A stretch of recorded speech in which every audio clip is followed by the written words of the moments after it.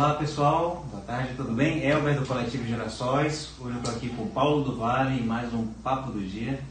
Tudo bom, Paulo? E aí, tudo bom, Elber? Primeiro, prazer imenso, né, estar aqui, principalmente pela causa que é o coletivo, e que eu estive lá na primeira vez naquele encontro lá na praça, né, há 3 anos. Então é um prazer enorme. Pois é, Paulo, já emendando nessa questão, né? 3 anos atrás, 2018, nós estávamos justamente nessa questão de uma movimentação de uma política forte dentro do judiciário, meio que dividido. A gente tinha um pessoal do Prerrogativa ou seja, tinha um pessoal dos Juristas pela Democracia, e você tinha um forte movimento tanto dentro dos tribunais quanto no mundo acadêmico jurídico, dividido.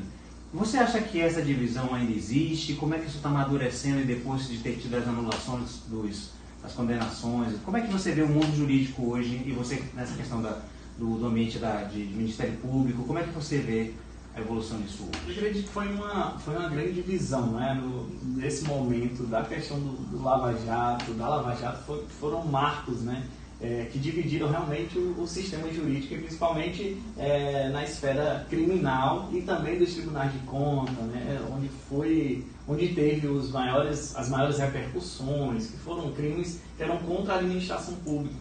Então, acredito que foi a um extremo com o Lava Jato. Então, não foi só o combate à corrupção, que foi uma bandeira que foi levantada, mas focaram apenas no combate à corrupção e esqueceram do devido processo legal, o que deveria ter sido respeitado e não foi respeitado. Então, desde o início, eu sempre já questionava a questão jurídica mesmo, das condenações, né, não só do lado A, do lado B, que a gente sabe que o processo estava indo de forma, digamos, ilegal mesmo.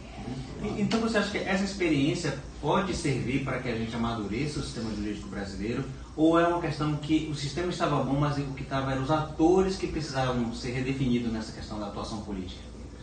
Eu acredito assim que pode com certeza evoluir o sistema judiciário, eu acredito com isso, e principalmente com as anulações agora, mostrando qual é o caminho correto. E eu acho que até na área, os juristas hoje começaram a observar muitas coisas, né? Qual é o caminho correto a seguir. Então, não que estávamos num caminho certo já desde sempre. Então, acho que o direito ele sempre vem evoluindo, né? Sempre vem se desenvolvendo. E aí teve esse marco aí da Lava Jato, e eu acredito que após isso começou um movimento para que criminalizar, inclusive, todos os políticos. Eu vejo isso, inclusive, no estado do Ceará. Então, a gente vê que houve um ponto que eles saíram daqui, subiram, foram lá para, não, a gente precisa acabar com tudo, a gente precisa contra a corrupção de forma absurda e arbitrária. Só que não é dessa forma, né? Se a gente for de uma forma arbitrária contra a corrupção, sem obedecer o devido processo legal, estamos também incorrendo em ilegalidade. Uma parte do nosso público é jovem, assim, naturalmente não é do mundo jurídico, conhece pouco. Você teria como explicar, assim, em termos mais simples para a gente, a diferença do que aconteceu lá na Itália, Mãos Limpas, e como é que é essa diferença do juiz de instrução e o juiz do processo? Como que isso pode preservar o devido processo legal, como você está? Eu acredito que assim, o que aconteceu na Itália, a diferença, primeiro, o sistema judiciário brasileiro ele ainda tem muito que evoluir, tem muito a crescer, né?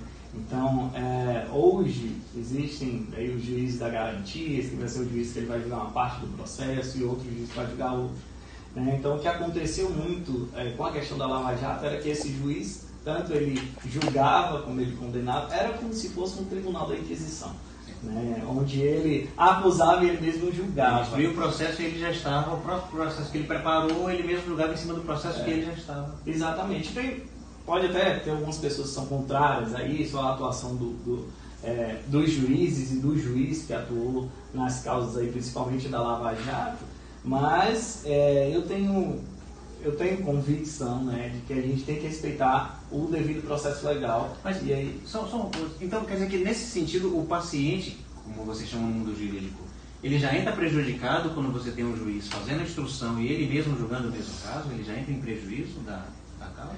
Hoje, assim, o juiz da garantia é um ganho até, né, para o judiciário também, porque aí ele vai seguir a fase de instrução, né, como ele vai seguir a fase do julgamento. Então ele vai decidir por prisões preventivas e dar um exemplo até para a gente ser claro. Você vai estar no decorrer de um processo, de um caminhar, julgando prisões, julgando medidas que podem ser ou não favoráveis a você. Então você vai encontrar lá na frente um juiz já viciado, porque se ele julgou pela condenação preventiva, então vai ser muito difícil ele absorver lá na frente. Então acho que por isso ele já entra prejudicado.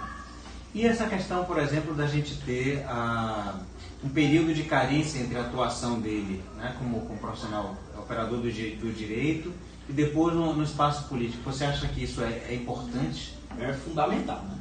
É essencial por todo o trajeto que ele vem seguindo, por todo o trajeto que ele vem fazendo, e aí é essencial para que não haja conflitos de interesses. Sim, então, ele tem vantagem sim, né, com relação a isso, principalmente quando ele entra para o mundo jurídico depois de todo um processo que teve uma repercussão muito grande. Então, hoje a imagem dele já é outra, não é uma imagem de um juiz normal que está julgando vários processos.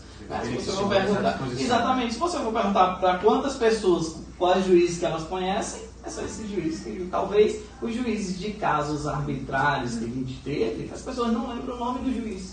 Né? Paulo, você trabalha com a juventude, né? Uma parte desse público que é a sua atuação dentro do centro espírita. Muitos deles eram muito jovens quando a gente teve os governos progressistas de Lula e Dilma, principalmente Lula, né, 2000, fazendo 19 anos. Eles não viveram isso, talvez não tenham vivido o antes, esse período, né? Estão vivendo hoje ainda a repercussão positiva, porque conseguiram entrar na universidade, e isso está se desfazendo. Como é que a gente pode dar para esses jovens, né, uma perspectiva de futuro e de esperança dentro desse ambiente de terra arrasada que a gente está vendo o país se tornando agora nesse momento? Eu acho, primeiro, que os jovens precisam continuar acreditando na mudança e acreditando neles mesmo. Onde eles vão atuar, hoje onde eles atuam, eles têm espaço, eles precisam perceber e se sentir, né, pertencentes a esse espaço, e que hoje é o Brasil. Então eles precisam, eu acredito que uma grande mudança teremos com a juventude, com os jovens, com a fala do jovem. Então ele precisa acreditar sim numa mudança, acreditar que vamos conseguir mudar e atravessar isso. Chegar, avançar essas dificuldades que a gente tem. Então eu acho que o primeiro ponto é acreditar, é ter esperança. Certo. E aí, já para essa última pergunta, né, já encadeando nesse sentido, boa parte dos nossos jovens, diferente de gerações anteriores, né, que lidam com mais dificuldade, o nosso público jovem já tem uma percepção melhor para as questões de causas identitárias, né? E a gente tem justamente do outro lado, muitas vezes, um pensamento viciado e mal formado de que o campo progressista traz corrupção de pautas que sejam chamadas morais ou das pautas conservadoras e de supostos monstros que eles não sabem definir como comunismo e achando que a causa, por exemplo, da identidade de gênero é uma questão de corrupção dos costumes, dos valores. Esse jovem que você lida está nessas famílias divididas e rachadas ainda nessa argumentação. Você acha que de 2018 para cá a gente vai ter um amadurecimento dessas conversas e o jovem e as famílias vão conseguir se reintegrar depois desse processo todo? Eu acredito que esse processo foi muito doloroso para todas as famílias, né? Não só no período eleitoral lá que várias famílias passaram, eu acho, com certeza muitas pessoas que estão assistindo passaram por isso também, por divisões. Eu passei por isso. Então a gente precisa, acredito sim, né, através do diálogo e das situações que já aconteceram, né? Eu acredito que teremos mais essa possibilidade de dialogar, de conversar entre as famílias, inclusive sobre as identidades de gênero e falando também sobre a questão do racismo, que a gente precisa trazer isso, né? Eu, como negro, já sofri muito, né, durante toda a minha infância, adolescência, com preconceitos. Então são questões que a gente precisa falar e que muitas pessoas que pregam que é comunista ou que isso são pautas de pessoas que são corruptas, são pessoas que querem deturpar, né, o verdadeiro sentido e o que a gente deve enfrentar e a realidade que a gente vivencia. Tem pessoas que querem esconder a realidade que a gente vivencia. Então, quando você fala, será que os jovens vão ter diálogo? Eles terão diálogo porque a situação vai aparecer. Mesmo eles querendo acobertar, mas isso existe. O racismo existe. Né? Então, todas essas questões são valiosas e a gente precisa dialogar e estar aberto também a escutar. Paulo, para finalizar, uma mensagem para o nosso público agora de final de ano, né? A gente está com você com a palavra. Queria desejar a todos, né, que o aniversariante, né, que o Mestre Jesus possa iluminar a cada um de vocês, possa iluminar para que a gente continue tendo essa certeza e acreditando num mundo melhor, que com certeza teremos, nós espíritas, acreditamos que estamos evoluindo e caminhando para isso. Então acreditem, confiem e que o Mestre Jesus continue iluminando a cada um de vocês. Muito obrigado e continue iluminando esse coletivo grandioso que a gente tem. Beleza. Obrigado pela conversa. Obrigado, Paulo. Um abraço. Até a próxima.